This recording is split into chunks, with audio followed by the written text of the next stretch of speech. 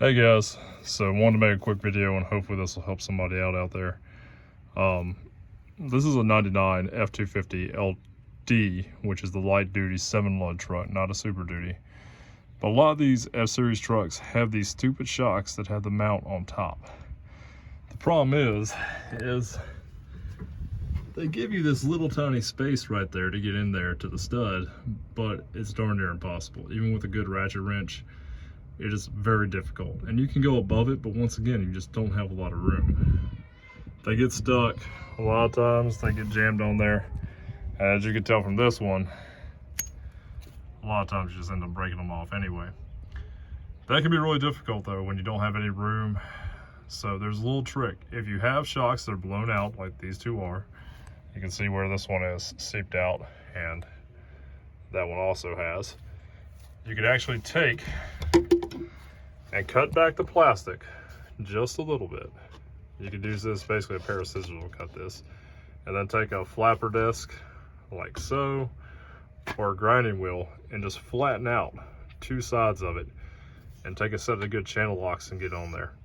And then what you can do is you can get your ratchet wrench up top here, and we'll do my best to demonstrate this.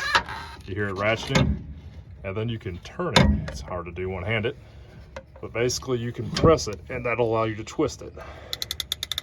And just keep repeating until it either breaks off that stud on top or you walk it out. This is the best way I've found for getting these stuck shocks out. Some of you guys may know other tricks. I know some guys will take the spare tire out so you can have more room, but this takes a whole of 2 minutes to do. Ratchet wrench on top, and then once again, flatten out your space here. And then that gives your vice grip something to hook onto. If you don't put the flat space on it, what's going to happen is you can put your channel locks on there. A lot of times they'll still twist with the shaft and they'll twist without turning the shaft. So just be careful when you do this. Make sure you wear your eye pro.